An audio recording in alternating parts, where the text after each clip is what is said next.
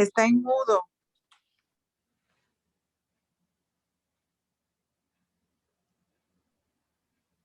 Entonces se cayó al final, al principio. Bueno, el Señor... Gracias, gracias, Señor.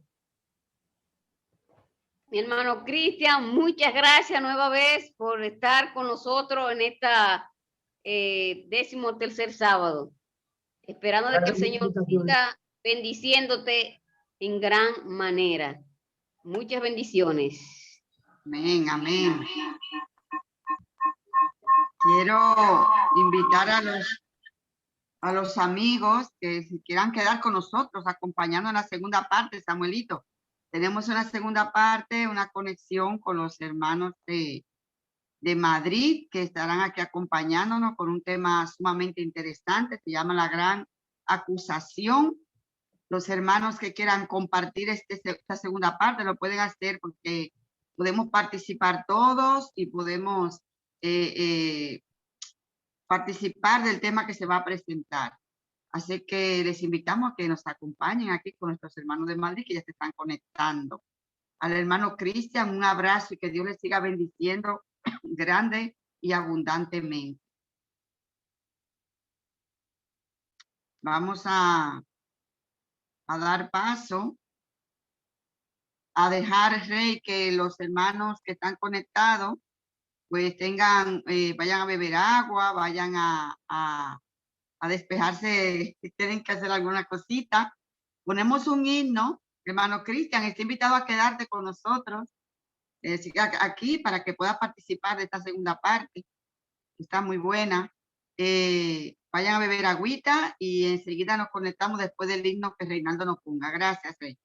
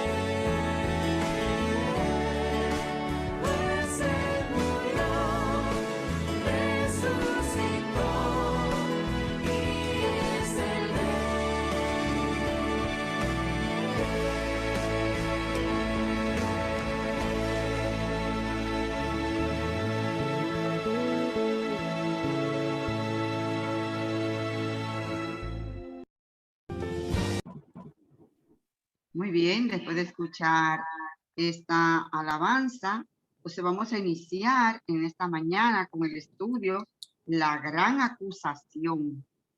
Un estudio que está poderoso, mis hermanos, muy buen estudio.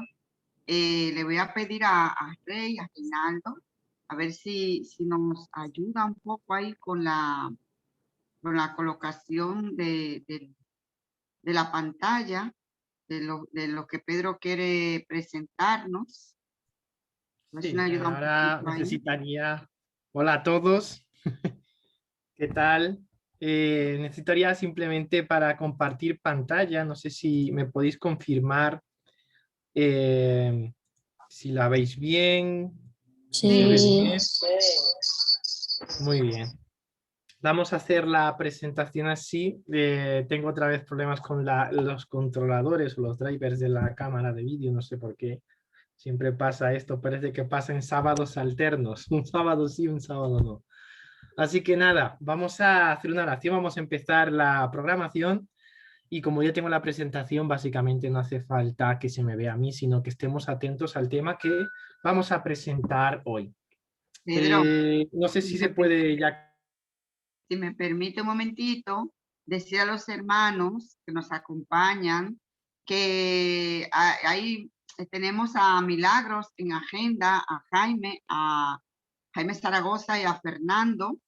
Lo que pasa es que ellos han tenido algunos inconvenientes de estar con nosotros para traernos sus temas, pero con la ayuda de Dios más adelante estarán, claro que sí, estará Milagros, estará Fernando y Jaime también nos estarán acompañando. Por eso es que ahora está Pedro ahí colaborándonos un poquito. Quiero también darle un abrazo muy grande a mi querida hermana María Antonia, a la familia Martínez López, a María Antonia López, un abrazo muy grande para ellos. De todo corazón hemos estado orando aquí por ustedes para que el Señor siga dándoles fortaleza en estos momentos.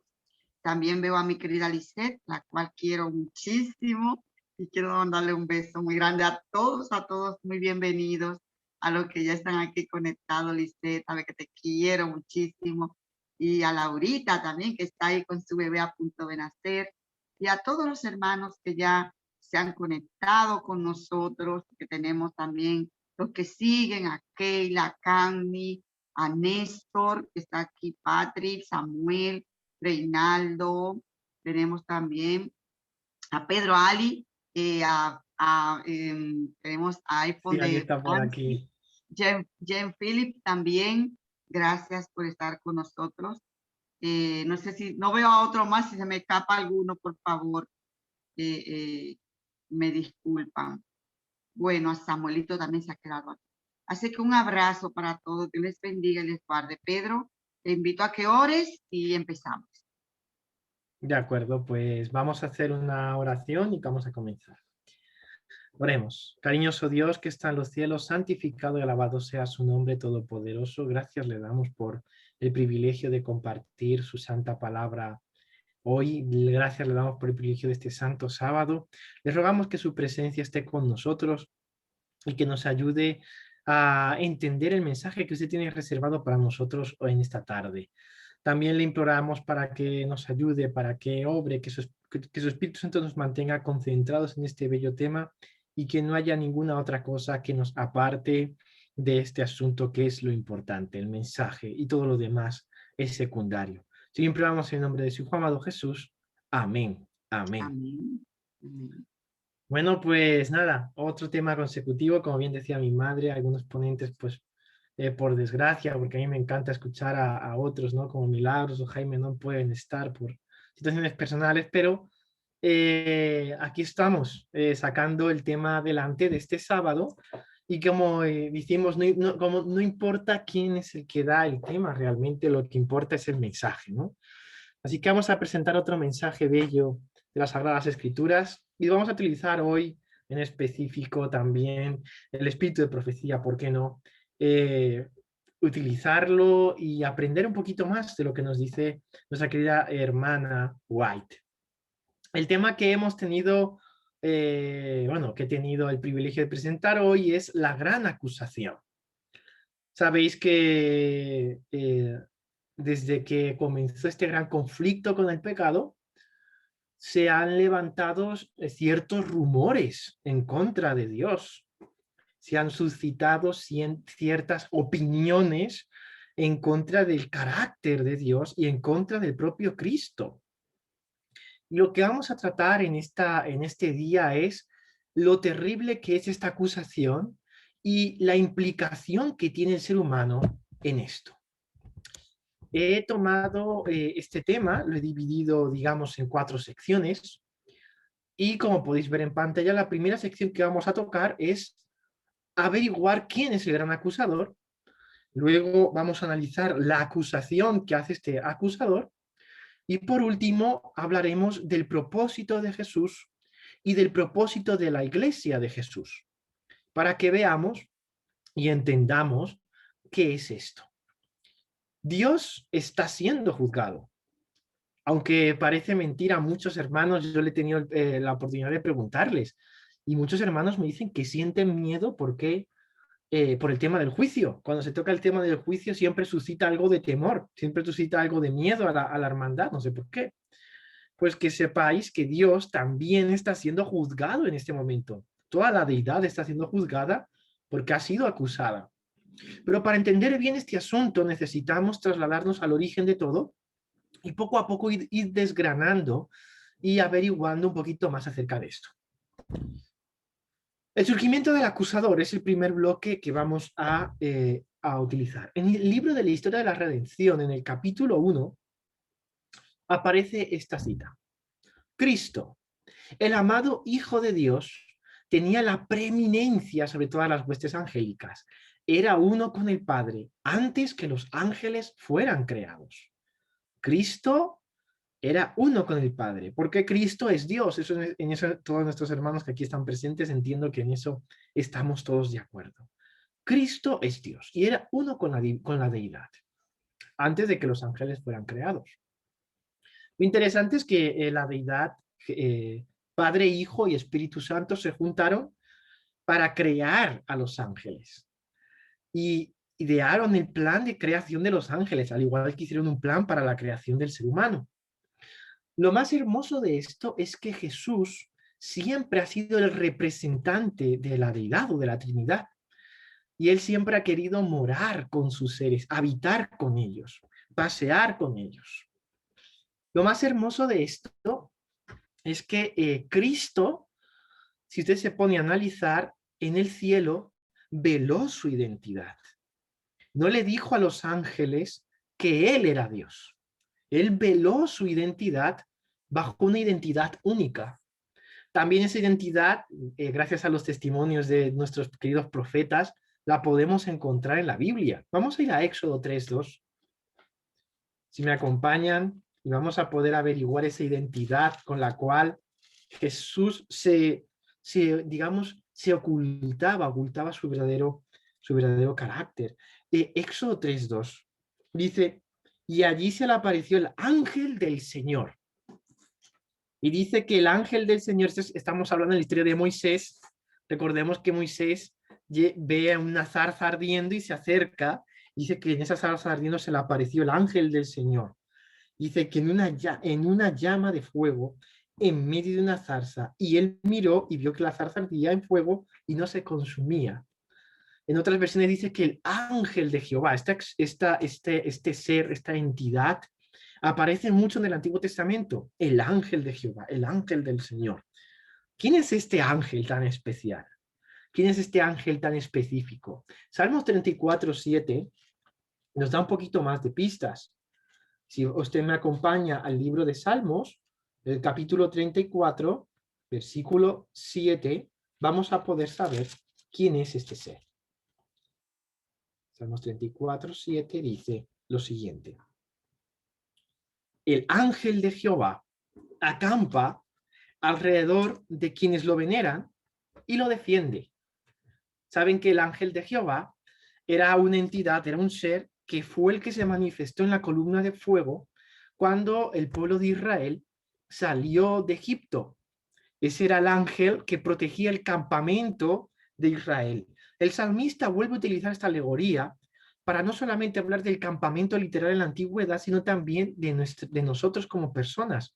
Ese ángel de Jehová acampa junto a nosotros para protegernos si nosotros le veneramos, ¿verdad? Si nosotros estamos dispuestos a respetarle, a adorarle, él también nos ofrece su divina protección. Daniel 10:13 va mucho más allá. Daniel 10:13 dice que ese ángel de Jehová tiene un nombre.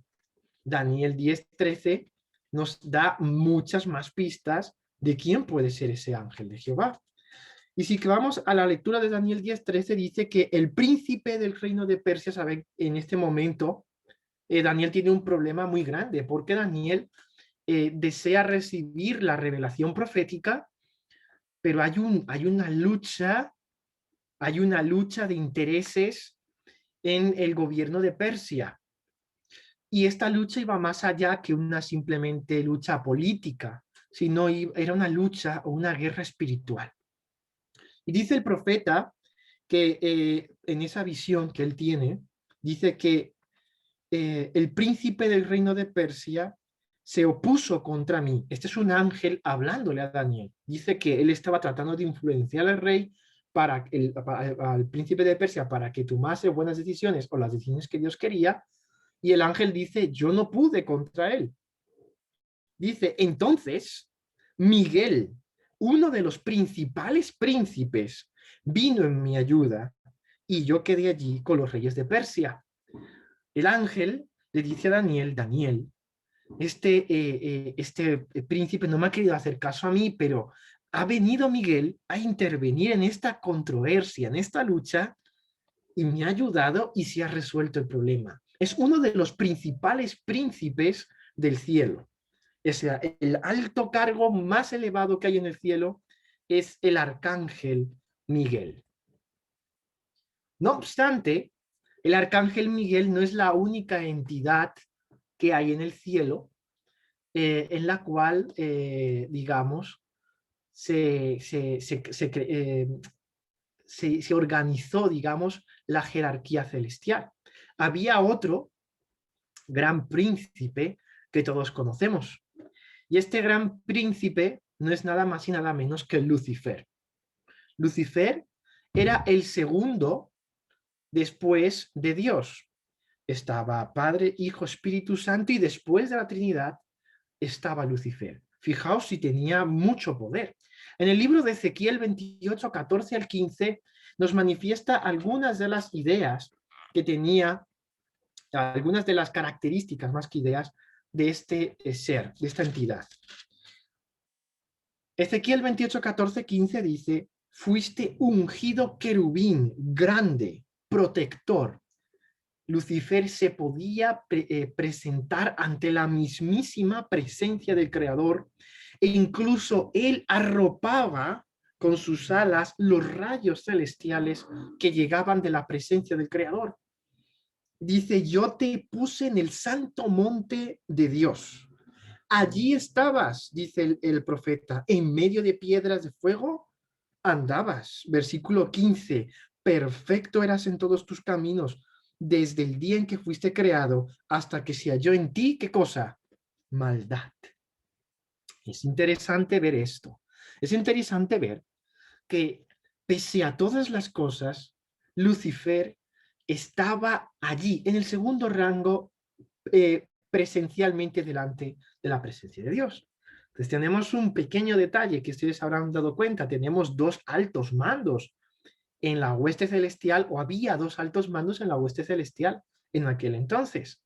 Por un lado tenemos al arcángel Miguel, el principal de principales, el príncipe de príncipes, y por otro lado tenemos a Lucifer. Cristo se veló ante sus ángeles bajo la identidad del arcángel Miguel. Cuando Lucifer miraba a Cristo, no sabía que Cristo era el Hijo de Dios. Él solamente veía a Cristo como uno de los príncipes, uno de los principales a los cuales se debería dar honra y gloria. No obstante, Lucifer no entendía por qué a él no se le daban todos los méritos si él estaba el segundo al mando. Él no comprendía la naturaleza real que estaba oculta debajo de la identidad de Jesús. Dice la historia de los patriarcas y los profetas, el pecado se originó en aquel que después de Cristo, insiste la hermana White que después de Cristo estaba Lucifer, había sido el más honrado por Dios y que era el más exaltado en poder y en gloria entre los habitantes del cielo. Interesante. Así que aquí tenemos el texto o la cita que nos manifiesta que efectivamente Lucifer era un gran y exaltado ángel del cielo, pero el pecado se originó en él. Ahora, ¿por qué sintió envidia Lucifer? Y esto nos lleva a la respuesta. Descontento, historia de la redención, capítulo 1, la caída de Lucifer, descontento con el puesto que ocupaba, a pesar de ser el ángel que recibía más honores entre las huestes celestiales, se aventuró a codiciar el homenaje que solo debe darse al Creador. Lucifer, siendo el segundo, mis hermanos, deseó y anheló estar en el primer lugar. Él quería estar en el primer lugar que solamente se le había reservado al arcángel Miguel, que no era más y nada menos que Cristo velado. En vez de procurar el ensalzamiento de Dios como supremo en el afecto y la lealtad de todos los seres creados, trató de obtener para sí mismo el servicio y la lealtad de ellos.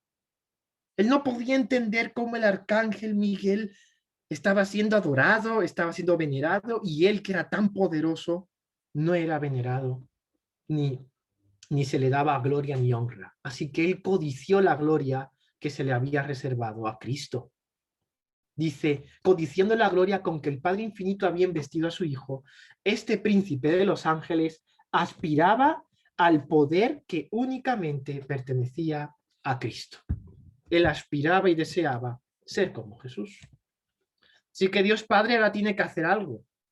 Dios Padre tiene que revelar el gran misterio.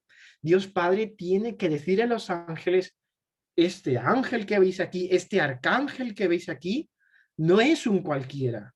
Y os voy a explicar por qué se le debe dar gloria y honra. El arcángel Miguel es Jesús. El arcángel Miguel es vuestro creador. El arcángel Miguel es Dios. En la historia de la redención, capítulo 1, sigue la hermana White describiendo estos momentos y dice que el Rey del Universo, Dios Padre, convocó a las huestes celestiales a comparecer ante él, a fin de que en su presencia él pudiese manifestar cuál era el verdadero lugar que ocupaba su Hijo. ¿Por qué Dios tiene que manifestar el verdadero lugar que ocupaba su Hijo? Porque la identidad de Jesús había sido velada. No obstante, el Padre tiene que desvelar esa identidad y decir, no, este que veis aquí no es un ángel más.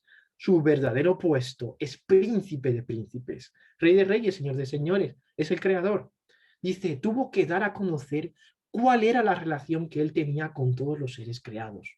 El Hijo de Dios compartió el trono del Padre, y la gloria del Ser Eterno, que existía por sí mismo, cubrió a ambos.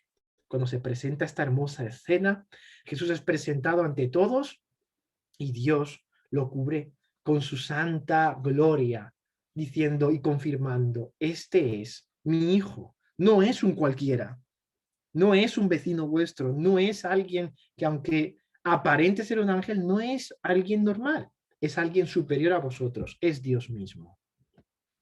Ante los habitantes del cielo reunidos, el rey declaró que ninguno, escuchad bien esto, ninguno, excepto Cristo, el Hijo unigénito de Dios, podía penetrar en la plenitud de sus designios, y que a éste se le estaba encomendada la ejecución de los grandes propósitos de la voluntad de Dios. Escuchad bien, Cristo es el brazo ejecutor de la deidad. El Espíritu Santo es el ayudante. Dios Padre encomienda las órdenes y quien las ejecuta, quien las lleva a cabo, es Cristo. Así que Cristo es el único que tiene ese privilegio. Cristo es el único que tiene esa potestad. Y Satanás sintió envidia porque él también quería estar allí. Él también quería ser el brazo ejecutor de Dios. Él también quería ocupar el mismo lugar que Jesús. Así que aquí comienza una gran controversia, un gran conflicto en el cielo. Los altos honores conferidos a Lucifer no fueron justipreciados, no fueron valorados, podríamos decir en palabras más cercanas a nosotros. No fueron valorados como dádiva especial de Dios. Y por lo tanto, no produjeron gratitud alguna hacia su creador. Lucifer sentía que, aunque se le había dado un alto honor, eso no era suficiente. Se jactaba de su esplendor y elevado puesto y aspiraba a ser igual a Dios. La hueste celestial lo amaba y reverenciaba. Los ángeles se deleitaban en cumplir sus órdenes y estaba dotado de más sabiduría y gloria que todos ellos. Sin embargo, el Hijo de Dios ocupaba una posición más exaltada que él. Era igual al Padre en poder y autoridad. Él compartía los designios del Padre, mientras que Lucifer no participaba en los concilios del cielo. ¿Por qué?, se preguntaba el poderoso ángel. ¿Por qué debe Cristo tener la supremacía? ¿Por qué se le honra más que a mí? Fijaos, Satanás no comprendía o no quería comprender. Así que él formuló una serie de acusaciones, que es la siguiente bloque que vamos a analizar. Él formuló ciertas acusaciones contra la figura de Cristo. Él comenzó una guerra política y espiritual en el gobierno divino para tratar de usurpar el trono de Jesús. Así que fue a los ángeles y comenzó a decir que la ley de Dios era un evento, era un hecho, era digamos, un conjunto de reglas opresoras que no se podían cumplir. Que la ley de Dios era un conjunto de dictámenes arbitrarios que afectaban la libertad de los ángeles. Fijaos cómo era Lucifer. Otra de las acusaciones que hizo es que Dios es un tirano, su carácter tiránico, injusto. ¿Cómo es que yo, siendo Lucifer, por qué a mí no se me da gloria y honra? ¿Y por qué se le da gloria a Cristo? Eso es injusto. Satanás se envalentonó en su rebelión, dice la hermana White, y expresó su desprecio por la ley del Creador. No la podía soportar. Afirmó que los ángeles no necesitaban la ley y que debían ser libres para seguir su propia voluntad. Ahora yo pregunto, ¿los ángeles eran libres para hacer su propia voluntad, mis hermanos? Pregunto, ¿eran libres los ángeles de hacer lo que querían? ¿Sí o no? ¿Eran libres los ángeles de tomar las decisiones que ellos querían? Pregunto, ¿había una restricción en el cielo que les imposibilitase hacer lo que ellos querían? ¿Había algo que los imposibilitase? Pregunto, hermanos, hermanas. ¿Creéis que había un limitante o algo que Dios había establecido para imposibilitar la vida de los ángeles? ¿Qué creéis? Los ángeles fueron creados con ese libre albedrío, con esa libertad individual, que es el libre albedrío que fuimos creados nosotros. Ellos eran libres de pensar, de decidir, o sea, tomar decisiones, igual como lo hacemos nosotros. Fueron creados con esa libertad. Fueron creados libres, como bien dice mi madre, ¿verdad? Fueron creados seres libres. Ellos podían caminar, pasear por donde ellos querían. No obstante, Dios los creó con un propósito y el propósito de la ley era hacer a los ángeles verdaderamente felices, que fueran felices, que en un mundo organizado. Pues Satanás decía que no, que para ser verdaderamente libres se necesitaba eliminar la ley de la vida, se tenía que quitar la ley, que la ley era una restricción de su libertad y que su abolición era uno de los grandes objetivos de su subversión. Así que Satanás prometió que en su gobierno se iba a quitar la ley. ¿Saben cuando los presidentes del gobierno van a tomar ciertos cargos? Ellos hacen unas promesas a sus súbditos, ¿no? A sus seguidores. Y entonces Satanás dijo, miren, en mi gobierno nos vamos a hacer realmente felices porque no va a haber una ley, no va a haber una ley que nos oprima ni va a haber ningún tipo de restricción. Y con esto vamos a alcanzar la verdadera felicidad. Esta fue una de las acusaciones que hizo. Analizamos un poquito la historia en general para tener ese resumen. Primero, Satanás no aceptó a Cristo bajo ningún tipo de concepto. No aceptó la verdad, la revelación de Cristo. No aceptó estar subyugado, no aceptó estar bajo las instrucciones de Jesús. Él no aceptó eso. No aceptó la revelación de Jesús. Segunda gran acusación que hizo Satanás. La ley es injusta y no se puede cumplir. No se puede observar, no se puede guardar la ley. Es imposible guardar la ley. No se puede guardar la ley. Nosotros, eso no sirve para nada.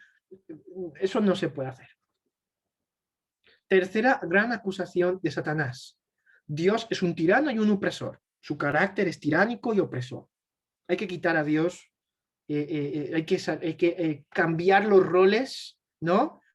Quitar a Cristo del trono y ponerme yo, porque es que Dios no funciona bien. Dios está mal, equivocado. Pues por causa de esto, Lucifer fue expulsado. Si usted me acompaña a Apocalipsis 12, capítulo 12, versículos 7 al 9, usted se va a dar cuenta que Lucifer fue expulsado. Acompáñenme al capítulo 12, versículos 7 al 9. Dice: hubo una gran batalla en el cielo. Miguel y sus ángeles combatieron al dragón, y el dragón y sus ángeles combatieron. Pero estos no prevalecieron, ni se halló más lugar para ellos en el cielo. Y fue lanzado fuera ese gran dragón, la serpiente antigua que se llama Diablo y Satanás, que engaña a todo el mundo. Fue arrojado a la tierra y sus ángeles fueron arrojados con él. Qué triste, ¿verdad? Lucifer expulsado del cielo por oponerse a Cristo. Yo les pregunto, ¿esto fue un acto injusto? Aparentemente parece injusto. Oye, yo presento un argumento en contra de Dios y va Dios y me expulsa, me tira, me echa del cielo. Aparentemente pareciera que Satanás tenía un tipo de razón. Oye, Satanás, imagínense que Satanás decía la verdad. Y Dios va y le expulsa. Entonces los ángeles se quedaron con la duda. Dijeron, oye, no, mira, Dios acaba de expulsar a Lucifer del cielo. Aquí hay algo que no me cuadra, porque aquí yo tengo una duda. Parece que Satanás tiene toda la razón. Durante muchos años, mis estimados, aunque no lo crean, durante muchos años, los ángeles siempre se quedaron con una migaja de duda con respecto al carácter divino y con respecto al carácter de Satanás.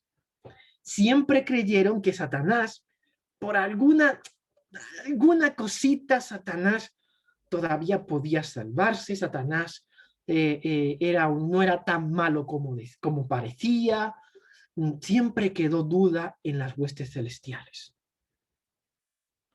Así que para eliminar todo vestigio de duda, se origina el plan sublime de salvación.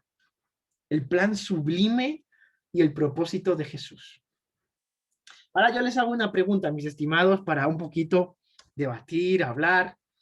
Yo les digo, ¿cuáles creen que fueron las herramientas que utilizó Jesús para desenmascarar completamente a Satanás? ¿Cuáles creen ustedes? Piensen un poquito. ¿Cuáles creen que fueron las herramientas que utilizó Jesús para desenmascarar al diablo? Porque el diablo aparentemente parecía que tenía la razón. Oye, yo le presento a Dios la verdad y me expulsa del cielo. Mira que Dios tan malo, tiene una ley súper injusta. Pareciera que tenía la razón. ¿Qué herramientas utilizó Jesús para desenmascarar al diablo? Venga, clase. Ánimo. ¿Qué pensáis vosotros? Los que deseen participar pueden Los que abrir su quieran micrófono. participar, vale equivocarse, no se preocupe. No pasa nada. Entendemos que no se tiene por qué saber todo, así que vale equivocarse. Venga, ¿qué pensáis?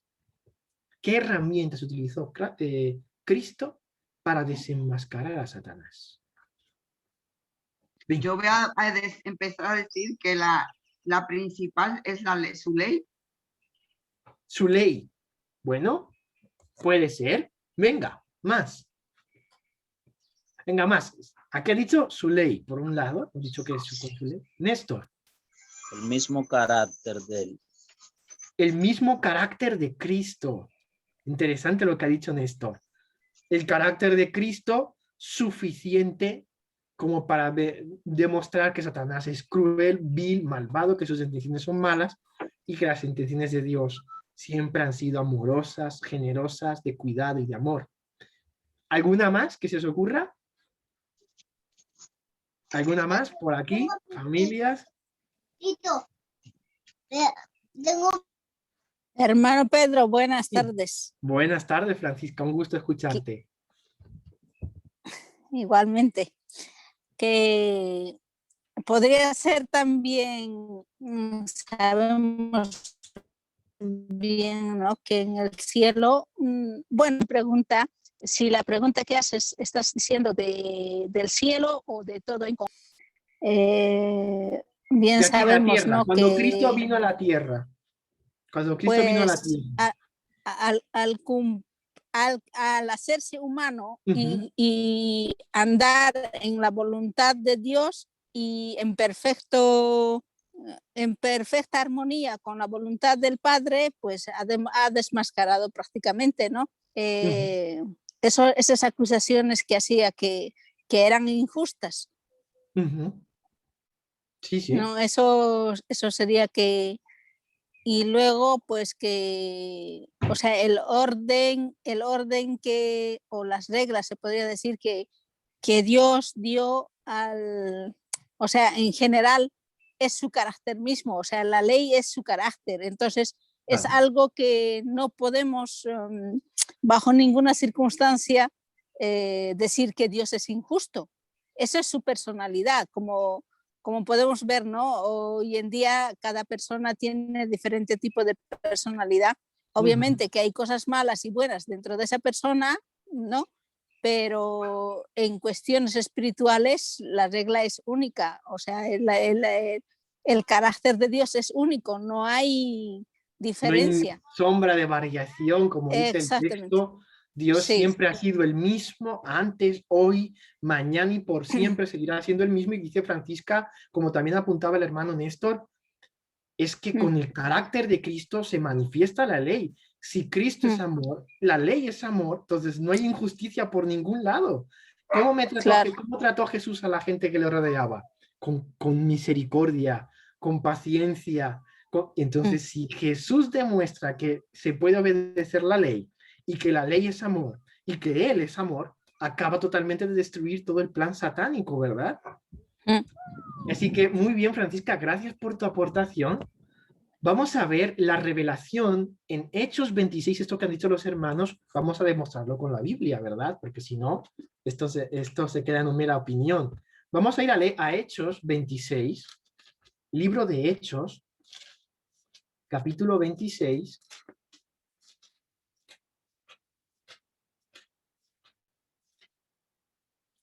Versículo 15 al 18. Y dice así.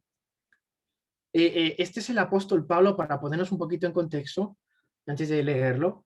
Este es el apóstol Pablo ante el rey Agripa, y él está contando el testimonio de su conversión, el testimonio de su transformación. Y él dice en el versículo 15, entonces yo pregunté, ¿quién eres, Señor?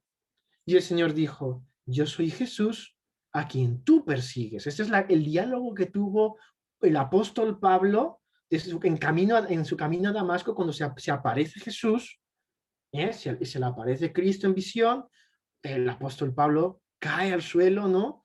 Y entonces tiene un diálogo con Cristo. Y el apóstol Pablo aquí en Hechos revela cuál es el diálogo que está teniendo con Jesús. Y entonces él le preguntó a Jesús, ¿quién eres tú? Y el Señor le dijo, yo soy Jesús a quien tú persigues. Levántate y ponte en pie. Me aparecí a ti para ponerte por ministro y testigo de lo que has visto de mí y de lo que te mostraré. Jesús va a darle al apóstol Pablo una comisión. Y no solo esto, le va a dar su ministerio y le va a revelar el propósito del plan de la salvación. Fijaos, versículo 17.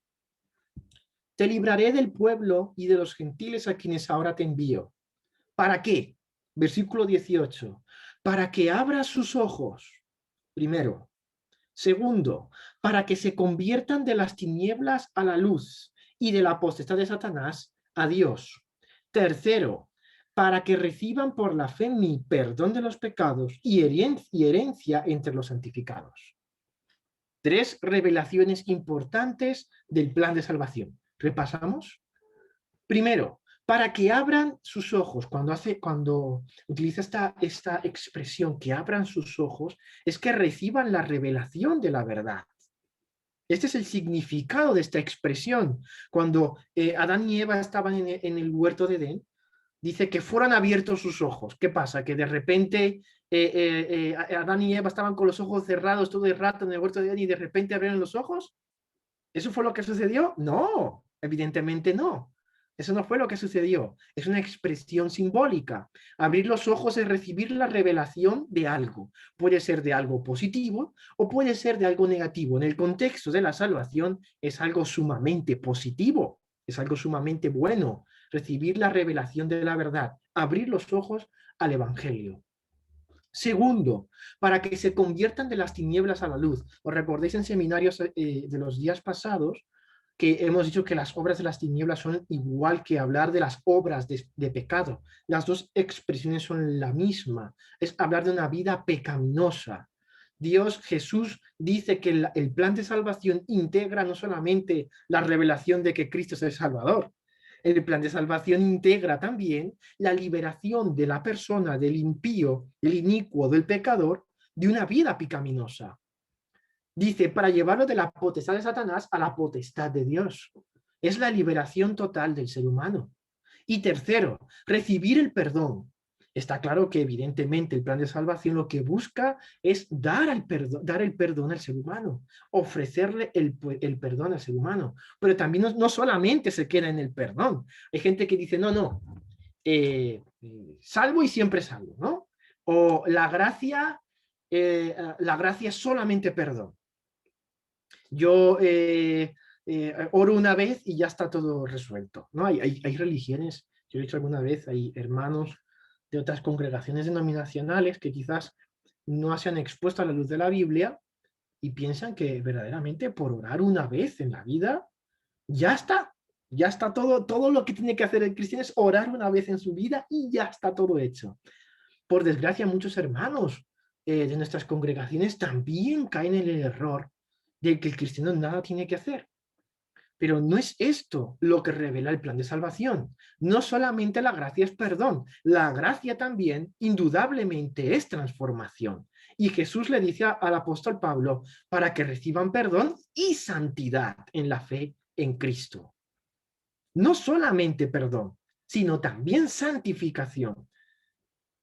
Cuando usted acepta a Cristo como un Salvador personal, usted ha recibido la revelación de que Cristo es Salvador, acepta esa verdad, ha abierto sus ojos. Entonces, al aceptar a Cristo como un Salvador personal, inmediatamente el Espíritu Santo comienza a trabajar para sacarlo de las tinieblas, para sacarlo de una vida pecaminosa y llevarlo a la potestad de Dios, para que dejar esas obras de Satanás y que comience a llevar las obras de Cristo, para que deje vivir una vida carnal y comience a vivir una vida espiritual. Y esta obra, en conjunto, aceptar a Cristo como Salvador personal, evidentemente tiene que estar allí el arrepentimiento.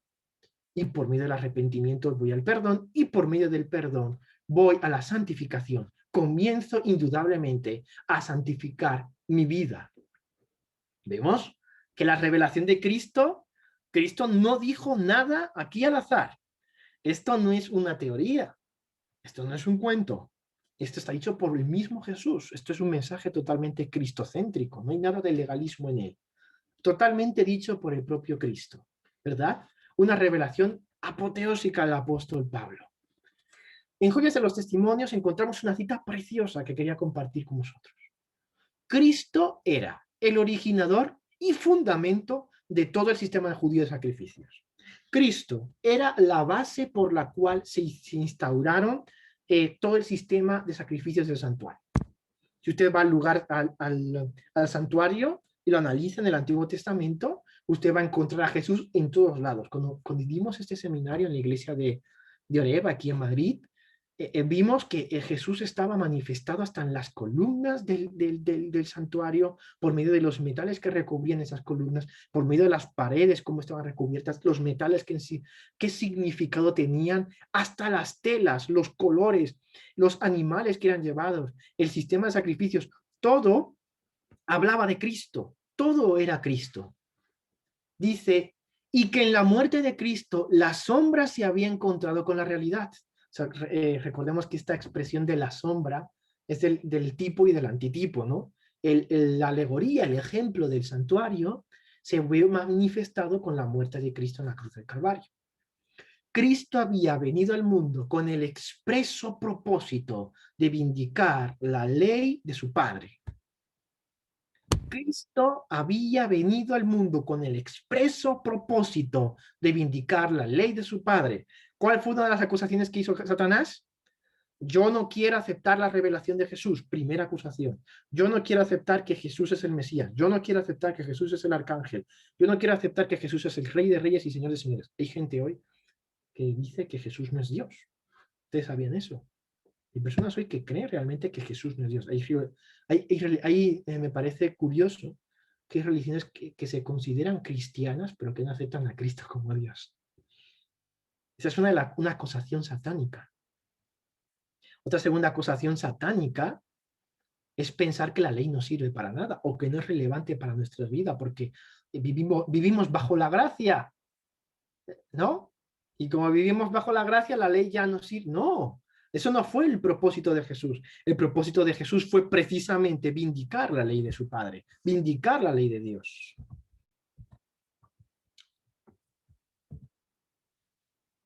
Esta cita está en el manuscrito 48, fue escrito en 1893 y fue integrado en el devocional La fe por la cual vivo, el día 18 de abril. Ya la mostré en los seminarios anteriores, pero me gustaría volverla a mostrar porque viene muy bien a esto. Recordemos que la acusación de Satanás es que la ley no se podía cumplir y que la ley era un limitante.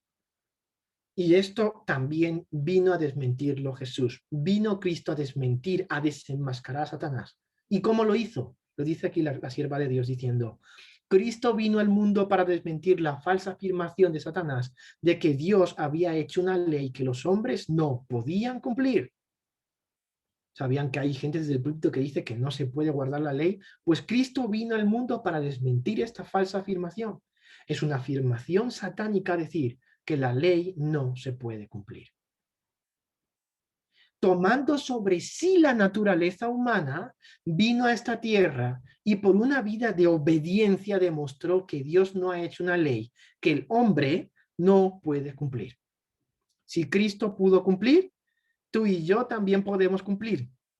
Si Cristo pudo obedecer a Dios perfectamente, tú y yo también podemos obedecer a Dios perfecta e íntegramente la ley de Dios, porque la ley de Dios se puede cumplir. Pensar, creer o afirmar que la ley no se puede cumplir, estimados, es una afirmación satánica. Jaime tiene la mano levantada. Jaime, adelante. Vale, gracias, Pedro. Es que no sabía si se podía participar.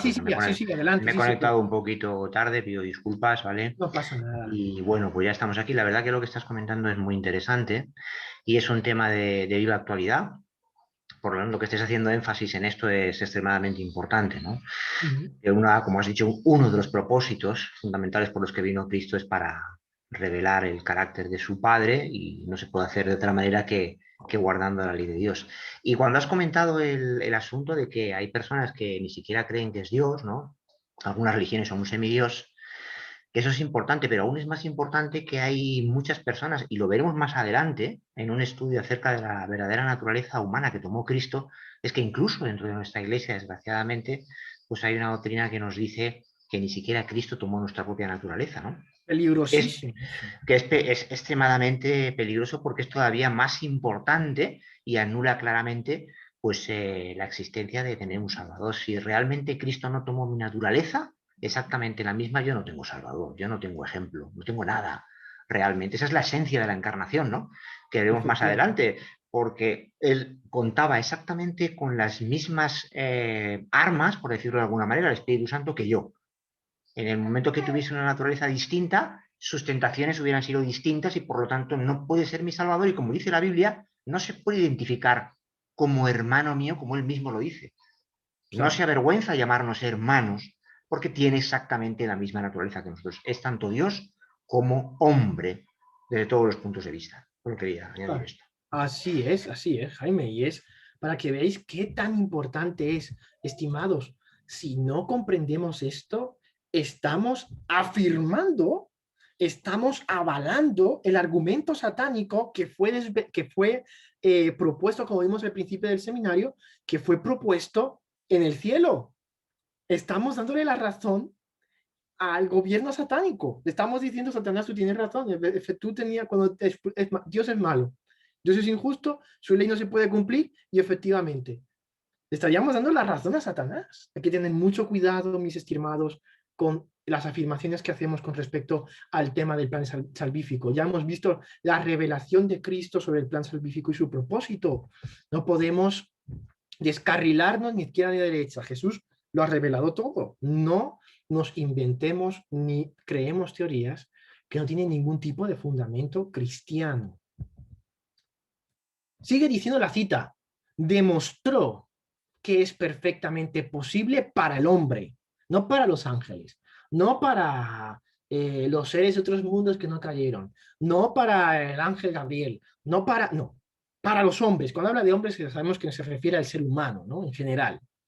Los que aceptan a Cristo como su Salvador y llegan a ser participantes de su naturaleza divina, recordad que eso lo vimos en el seminario de sábado pasado, que era coparticipar con Dios, que era ser partícipe de la naturaleza divina, pueden, dice la hermana White, pueden seguir su ejemplo viviendo una vida de obediencia a cada precepto de la ley, no a casi todos los preceptos de la ley, no a casi todos un poquito, no a casi, bueno, ya estoy aquí ya casi medio, no.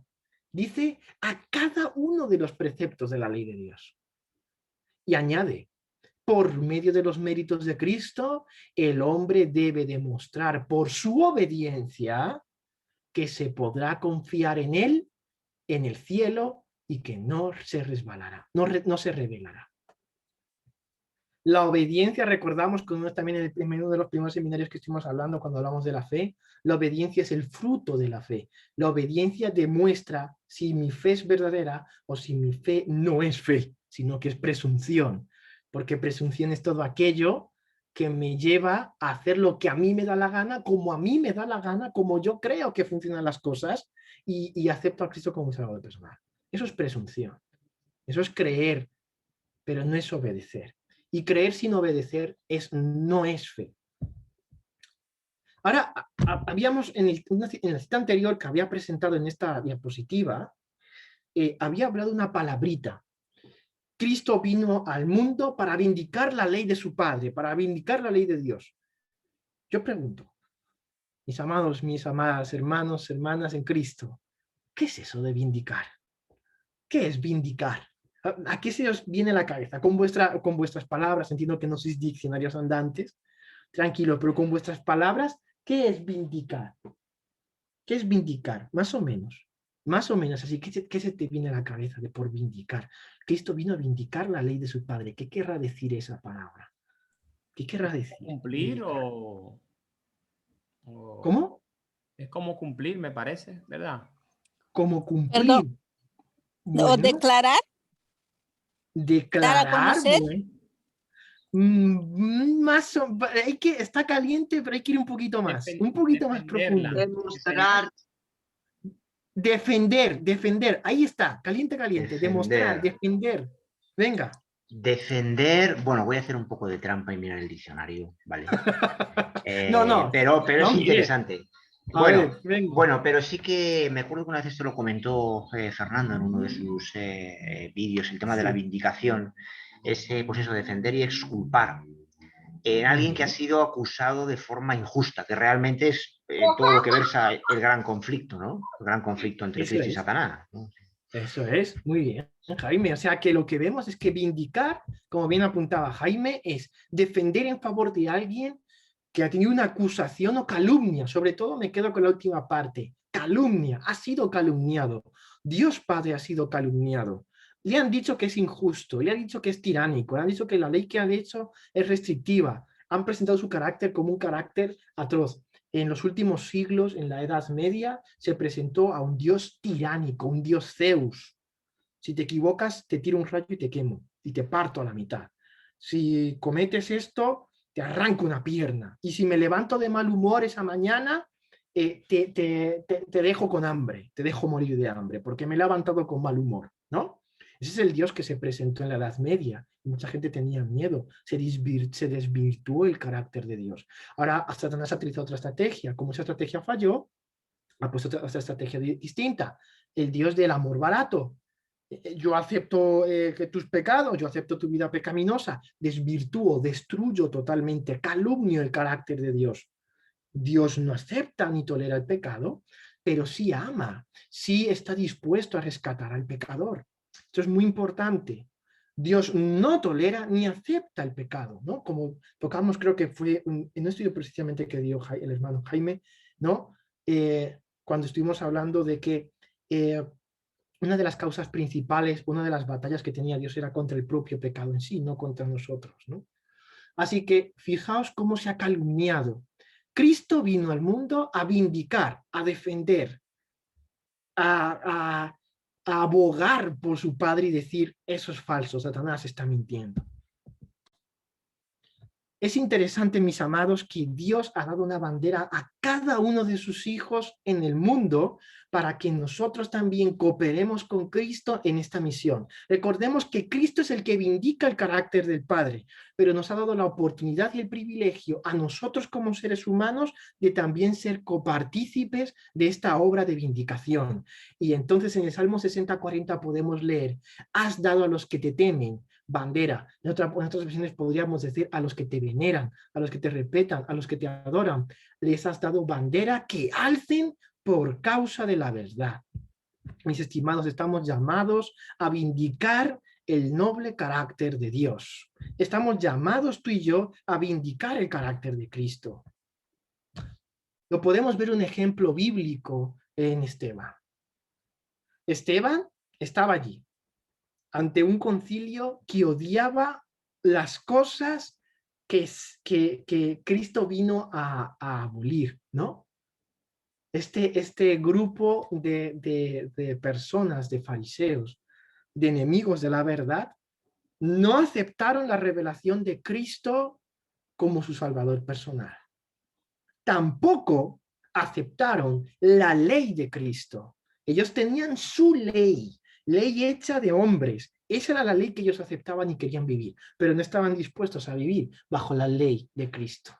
Esteban vindicó la ley de Cristo, el carácter de Cristo y al Salvador, ¿no? Precisamente las acusaciones que Satanás presentó en el cielo. Esteban vindicó el carácter y la ley de Dios. Allí. ¿Y qué me decís de Job?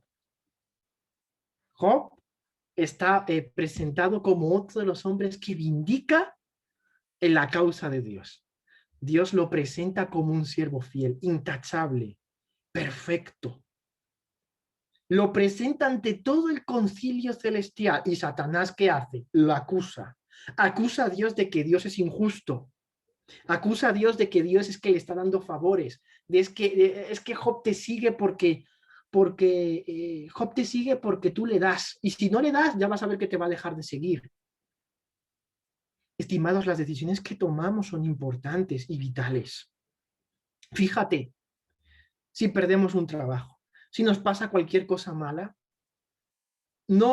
muchas veces no te sentirás tentado incluso a pensar que efectivamente Dios es malo e injusto contigo. ¿No se te ha pasado esta idea por la cabeza en algún momento? Cuando te vienen las pruebas y cuando te viene el tormento, pasar la angustia, ¿no se te ha pasado por la cabeza en algún momento decir, Dios, es que Dios aquí, es que Dios, ¿por qué permite esto? ¿No se te ha pasado esto por la mente? Pues estimado, ese pensamiento es satánico. Porque cuando Satanás va y acusa a Dios de que es injusto, tú le estás dando la razón. Tú le estás diciendo, Satanás tiene razón, Dios es injusto. Job perdió a sus hijos. Job perdió su casa. Job perdió su negocio, Job perdió su terreno, Job perdió todo. La mujer podemos decir, lo traicionó. Los amigos le destrozaban psicológicamente. Y Job no pecó. Léalo en su Biblia. Léalo en su Biblia, ya está en el libro de Job. No pecó. Dice que en ningún momento se le pasó por la mente culpar a Dios por lo que estaba viviendo. Job vindicó con su vida, Job vindicó con sus hechos y su testimonio, mis estimados, que Dios es justo, que Dios es benévolo, que Dios es misericordioso. Mami, te doy la palabra. Sí, según tú has ido comentando desde que ha empezado, me llega a la mente el juicio de Dios. Y la razón por la cual Dios ha dividido el juicio en 3 fases: el investigador, el juicio de comprobación y el ejecutivo, que es el final. Y una de las razones, porque según dice Primera de Corintios, capítulo 4, versículo 9, hay 3 grupos a los cuales Dios tiene que convencer de que Dios es un Dios justo, que es un Dios misericordioso, que es un Dios amoroso. Hay 3 grupos los cuales Pablo destaca ahí en esos versículos, porque él dice, si me permite que lo lea, dice, porque según pienso, Dios nos ha exhibido a nosotros los apóstoles como postreros, como a sentenciados a muerte, pues hemos llegado a hacer espectáculo al mundo, a los ángeles y a los hombres. Entonces, cuando se refiere al mundo, recordemos que hay otros mundos y que eso abarca todo el universo, a los ángeles y también a los hombres, porque Dios tiene que demostrar, y se demuestra por medio de este juicio que se está llevando a cabo, que Dios es un Dios justo, que Dios es un Dios de amor y que Dios es un Dios de misericordia. Entonces están esos 3 grupos: el universo, los ángeles y los hombres, que tienen que estar convencidos de que la ley de Dios es justa, santa y perfecta, y como tú bien has dicho, sí se puede cumplir. La cuestión es qué decisión tomamos nosotros, si hacerlo o no hacerlo. Pero sí se puede cumplir la ley de Dios, claro que sí. Ahora, no depende de nosotros, por supuesto, conseguirlo. No depende de nosotros, porque nada bueno hay en nosotros. Todo lo que nosotros podamos hacer, todo depende de nuestro Dios. Todo, tanto el querer como el hacer. Pero todo sí, depende la verdad, de Cristo. Sí, me llega a la mente, por supuesto, estas fases del juicio, porque realmente es muy fácil, pudo haber sido más fácil que el Señor cogiera a Satán y lo destruyera. Y que Sí, no, claro. Problema, ¿verdad? Eso es lo que muchos se preguntan, ¿no? ¿Y por qué no eliminó a Lucifer ya en el cielo? Y, oye, ya está, ¿no? Problema resuelto. Se acabó. Pero no era así, no era tan fácil, no era tan fácil. Exactamente, yo pienso que si de haberlo hecho así, hubiese creado un mártir allí, y Hubiese creado un mártir. Exacto. Y la duda, porque que aquellos dirían, oye, ¿y será verdad que tenía razón que decía? O Dios tiene razón. Bueno, un desastre. Y por eso es que vemos hoy el problema del mal, porque tenía que desarrollarse todo el plan, todo tenía que desarrollarse hasta el fin de los días, ya cuando Cristo venga. Tiene que desplegarse el mal para que se demuestre que Dios es amoroso, misericordioso y justo. ¿Quién tiene la razón en todo esto? ¿Quién es que tiene la razón? Pues aquí lo tienen, mira, aquí está.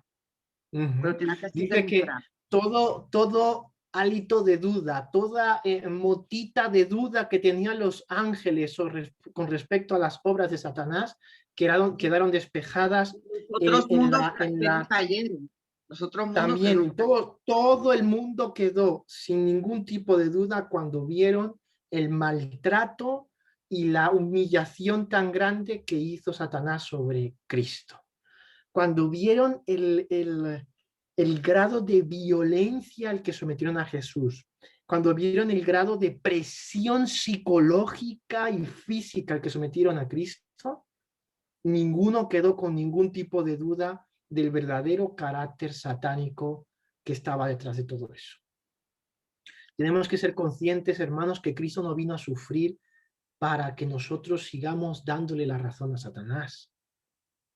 Cristo no vino a padecer para que sigamos dándole nosotros también todavía ahora la razón a Satanás y todavía sigamos nosotros con dudas sobre el carácter de Dios. Es que Dios me ama y ¿por qué no me da lo que yo le he dicho? Y es que Dios me quiere y ¿por qué no me lo da ahora? Es que Dios, porque lo que estoy haciendo es dándole la razón a Satanás directamente, directamente e indirectamente, explícita e implícitamente.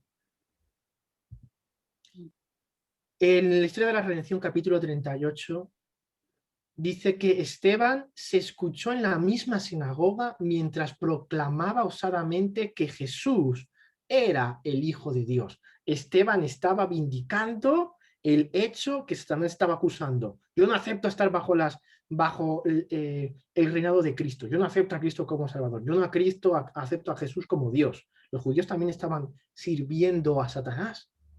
Dice que Esteban proclamó solamente esto y dice, abogando de ese modo por la misma causa que Esteban había muerto por vindicar. Esteban murió, ¿qué cosa? Vindicando. Relató su propia maravillosa experiencia y con el corazón lleno de ansiedad por sus hermanos y ex asociados, presentó las evidencias de las profecías, tal como lo había hecho Esteban, de que Jesús, el que había sido crucificado, era el Hijo de Dios. Esta relató su propia maravillosa experiencia, es Pablo, el relato que hace Pablo de su transformación. Y Pablo, no se crean, Pablo fue a los mismos que apedrearon a Esteban. Pablo fue allí y dijo, oigan, me he convertido a cristianismo y les vengo a explicar mi testimonio de cómo Cristo ha transformado mi vida. ¿Qué creen que pasó? Dice que se montó allí. Pablo muy astutamente creo que volvió a los saduceos contra los fariseos para tratar de zafarse, ¿verdad? Porque se montó allí un caos absoluto y querían despedazar a Pablo por hacer lo mismo que hizo Esteban, vindicar en la causa de Dios. Esta es la última cita, creo que es una de las últimas citas, ya vamos a terminar. Aquellos que se porten como soldados fieles para luchar contra lo malo y vindicar la justicia, haciendo guerra contra principados y potestades, contra los príncipes de las tinieblas de este mundo, contra las malicias espirituales de los aires, recibirán a cada uno el elogio del Maestro. Bien, buen siervo y fiel, entra en el gozo de tu Señor. Estimados, Jesús a ti directamente, por coparticipar con él para vindicar su causa, él te dirá, bien, buen siervo fiel. Dios no le va a decir, bien, siervo fiel, has sido fiel, en lo mucho te pondré, a gente que viva su vida pecaminosa. Tienen que entenderlo, mis estimados. Si yo sigo viviendo mis vicios, si yo sigo viviendo atado a los males que corroen mi alma, le estoy dando razón a Satanás y no estoy vindicando la causa de Cristo. La razón de existir, el propósito de existir de la Iglesia de Dios, estimados, es este: vindicar su causa, vindicar su nombre. Podría sacar cientos y millones de citas más, pero yo creo que con estas son más que suficientes. Si tenéis algún tipo de duda, comentario, aporte que lo queráis hacer, adelante, los micrófonos están abiertos. La gente que ya sabe que es un poco más tímida o lo que sea, lo puede escribir por el chat. Le voy a pedir a Mami que esté atenta para que si hay alguien que pues por lo que sea quiere pues comentar por el chat algo o escribir alguna aportación, que lo haga y que no se sienta, que no tenga ningún miedo. Cualquier duda, mis estimados, también, por favor, no duden en hacer sus preguntas. Sí, Adelante. pueden hacer Aquí cualquier- hay varios, Jaime y luego creo que es Laurita que le ha levantado la mano. Jaime. Venga, Laura, tú primero. No, Por Jaime, ser- perdón, que me he confundido. Ah, Ah, bueno, Jaime, pues adelante. entonces voy. La verdad que es un tema precioso este de la vindicación del carácter de Dios, ¿no? Por todo este gran conflicto y vemos que el plan de Dios es siempre a largo plazo, ¿verdad? Y no tiene nada que ver con nuestros pensamientos, ¿no? Dicho esto, hay un concepto en la Biblia que yo creo que conocemos todos, ¿vale? que podemos tener a lo mejor diferentes interpretaciones o no, depende de lo que se haya leído en el Espíritu de Profecía, que es la blasfemia contra el Espíritu Santo. Y tiene que ver con esto. Lo digo porque en Marcos, bueno, aparece en Mateo y en Marcos, por lo menos, no me acuerdo si en algún otro más.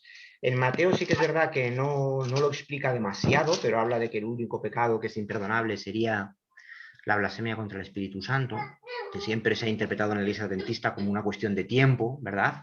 Durante toda la vida el rechazo constante y repetitivo del Espíritu Santo, pero en el tema de Marcos, y lo digo porque tiene que ver con este gran conflicto de lo que pensamos acerca del verdadero carácter de Dios.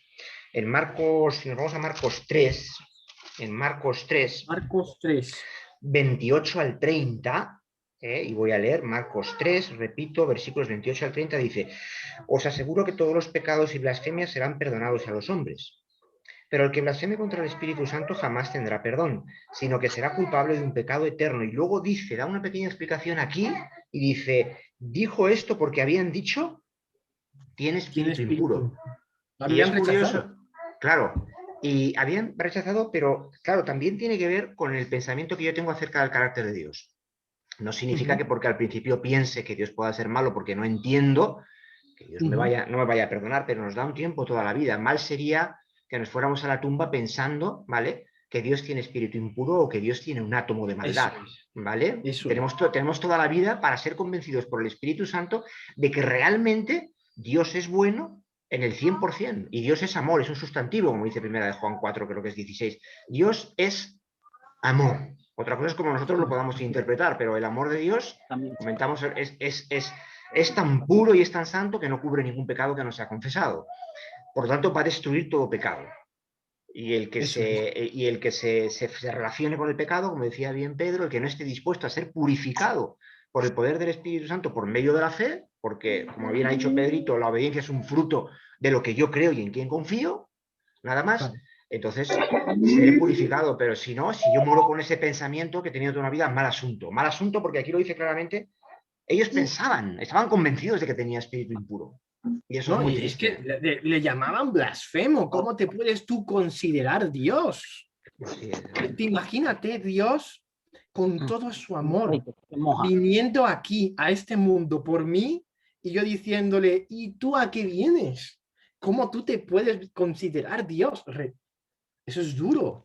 Fue rechazado por los que él vino a salvar. Rechazado, ¿no? Tristísimo.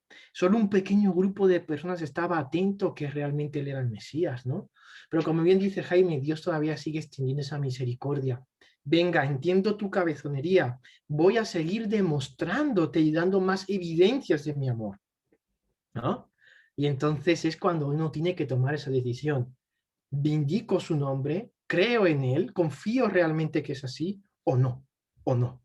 No sé si tenéis algún comentario más, opiniones, por favor. No os sintáis con timidez, no tengáis miedo, preguntas, dudas, esto no lo he entendido bien, hay alguna parte que no me ha quedado muy clara, me gustaría saber o me gustaría profundizar más en este asunto. No tengáis miedo, y los que tengáis miedo, lo que sea, podéis escribirlo por el chat, de verdad, no os cortéis en esto. Adelante, mami.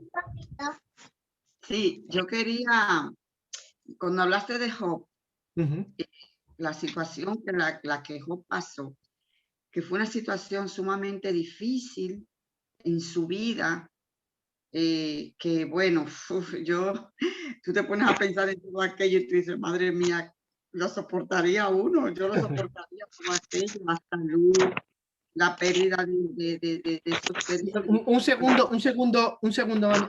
Néstor, no sé si Néstor me está escuchando. El hermano Néstor creo que tiene el micrófono abierto y se escucha como una interferencia, si lo puede mutear o si nuestro querido amigo, ahí está, perfecto, muchas gracias. Ya está, adelante. Gracias.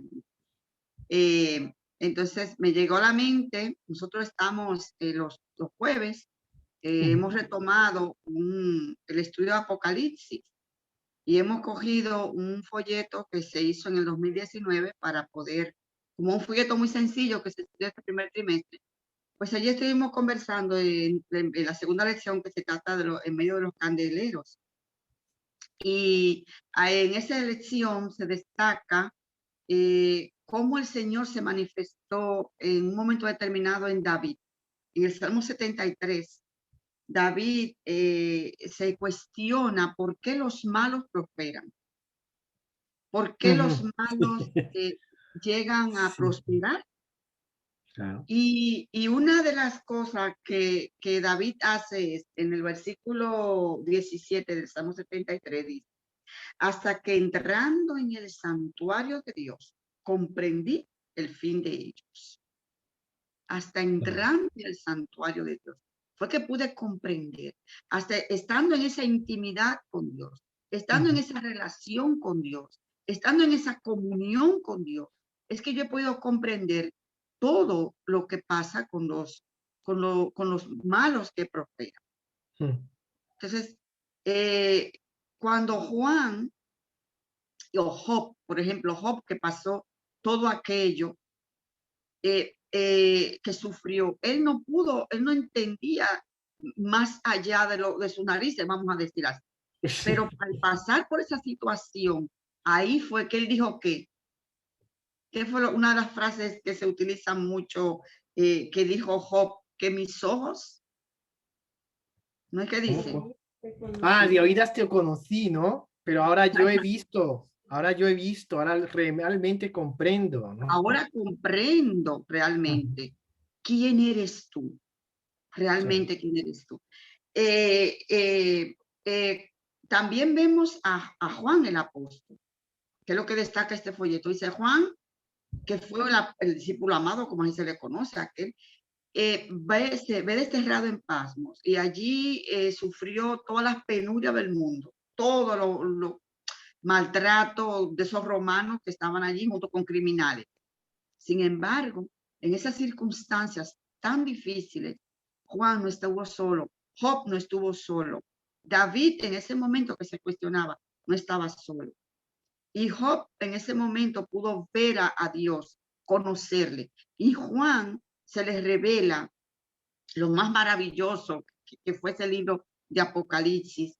Allí estuvo todo el cielo con Juan en esa circunstancia por la cual estuvo Juan atravesado. Claro, porque es que eso es una de las cosas que siempre nos hacemos la pregunta, mis estimados, y seguramente ustedes, yo hablo por mí, no me gusta generalizar, hablo de mi experiencia personal. Hace unos años estuvimos atravesando, mi esposa y yo, unos momentos bastante delicados, y uno se pregunta, ¿y por qué sufro? Si Dios está a mi lado, si Dios me ama, si Dios me quiere, si Dios me... ¿Y por qué sufro? ¿Por qué tengo que pasar estos momentos? ¿Por qué tengo que...? Y de verdad que uno se siente muy tentado a mirar al cielo y decir, por tu culpa, Dios, porque tú pudiendo sacarme de esto, no me libras de esto. Y entonces estamos ahí taca, peleando con Dios y se nos olvida, mis estimados, dos cosas importantes. Primero, el sufrimiento en este mundo, y estimado, quiero que esto lo guarde muy bien, el sufrimiento en este mundo es inevitable. Métase debajo de su cama y ahí va a sufrir. Se sube encima de la cama, también va a sufrir. Se va al techo, sufre allí también. Va a China, sufre en China. Va a Estados Unidos, sufre en Estados Unidos. Vaya donde usted vaya, esconda donde usted se esconda, va a sufrir. Ahora, la segunda cosa que usted tiene que entender es que el originador del sufrimiento suyo no es Dios. Posiblemente sea usted, posiblemente sea yo por mis malas decisiones y esté sufriendo por las consecuencias de mis malas decisiones. Y si no es por eso, es por Satanás. ¿Quién destruyó la finca y la hacienda de Satanás? ¿Quién destruyó la finca y la hacienda de Job? Satanás. ¿Quién mató a sus hijos? Satanás. ¿Quién volvió el corazón de su esposa contra Job? Satanás. Satanás fue el que hizo todo eso para causar sufrimiento a Job, pero no fue Dios. Dios no causa sufrimiento a su vida. Sí, el sufrimiento es cuando tenemos que buscar a Dios. Néstor. Sí, yo digo, perdón. Sí, perdón, mami. Espera, Néstor, termino con mi idea. Lo que quiero dejar dicho a todos ustedes es que la fidelidad no tiene que ver con el sufrimiento. Eso está ahí para todo como el sol, como ha dicho Pedro. Los problemas son como el sol que nos alumbra a todo. Así son los problemas. Da igual la fidelidad y todo aquello.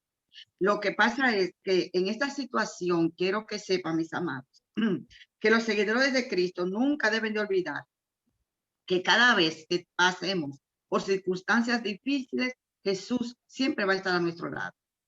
Amén. Jesús siempre va a estar con nosotros. No importa la situación, no importa la circunstancia, Él siempre va a estar con nosotros y no nos va a dejar. Y que en esos momentos difíciles, piensen ustedes, es cuando el Señor en su presencia, ellos recibieron tanto Job, tanto David, que David no estaba ya había superado el pecado y todo aquello que tuvo con Betsabé.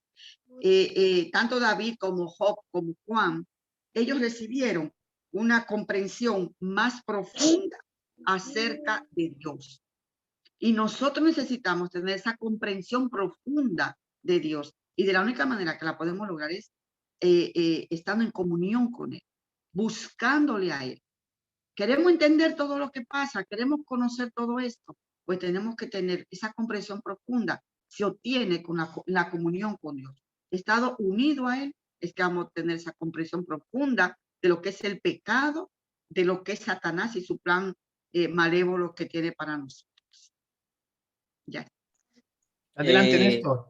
Sí, yo diría de una manera directa, ¿cómo puede pasarle en la cabeza a un ser humano que los sufrimientos vienen de Dios, cuando lo primero que Dios quiere es que nosotros no suframos? Por eso, esa es una de las razones por la cual Dios envía a su Hijo a morir por nosotros, para que nosotros podamos tener salvación en Él.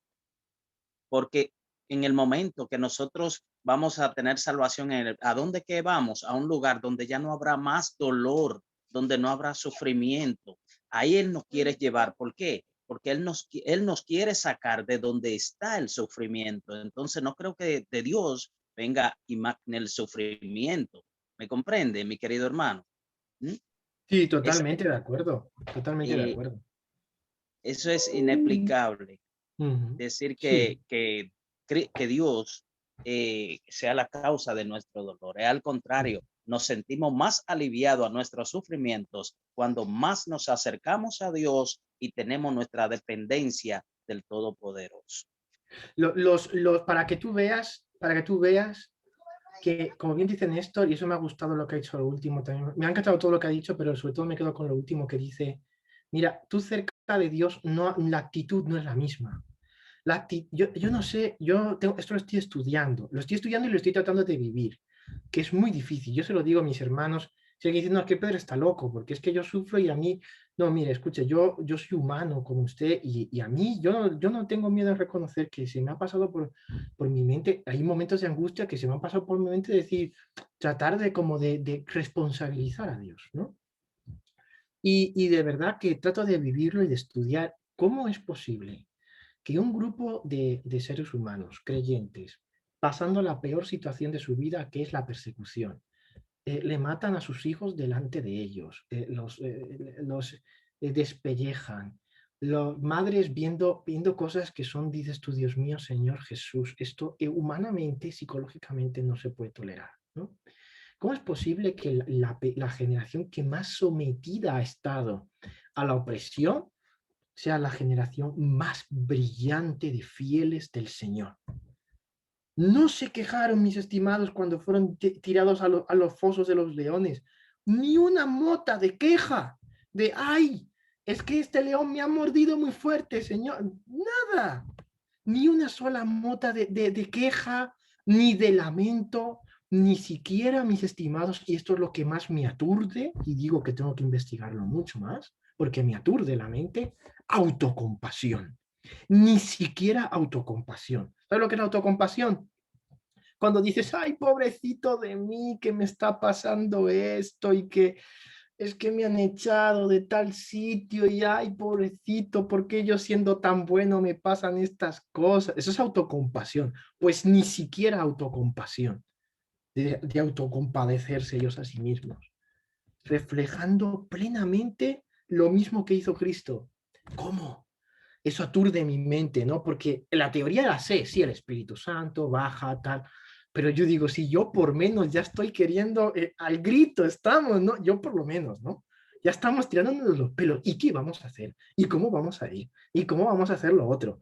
Y yo digo, ¿y esta gente a este nivel, de qué nivel tenían con Dios de cercanía para decir, no avaloro ni siquiera, como decía el apóstol Pablo, creo que fue el mismo que dijo, es que mi vida es que es pérdida. A mí la ganancia es mi relación con Cristo. El morir es que me da igual. Fijaos hasta qué nivel de conexión con Jesús. Mami y luego Jaime. Que será Pedro, también añadió lo que tú dices, sí, pero vamos a matizar un poquito también algunas cositas, porque por ejemplo, ¿qué es lo que nosotros nos lleva a esa situación de dudar en los momentos difíciles? La gente que no conocen, por ejemplo, los que no tienen la luz, personas, vamos a decir, la gente de los impíos, o la persona que no conoce a Dios, los que no han recibido a Jesús, o no han recibido la luz que tenemos nosotros. Ellos siempre están diciendo, porque lo he escuchado, o dirán algunos que no, los que son creyentes, Dios es el culpable de todo lo que está pasando en este mundo. Mira la guerra, mira los niños, mira esto, mira aquello, todo lo que está pasando. Dios es el culpable. Lo dicen ellos porque ellos no conocen a Dios. Porque ellos no saben quién es Dios.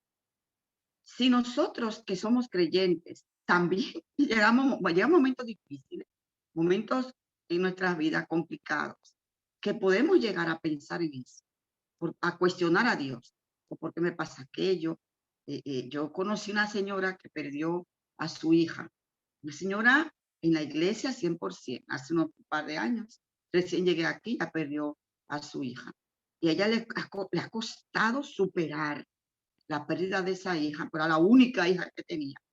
Pero ¿sabes cómo ella lo ha ido superando? Conociendo a Dios.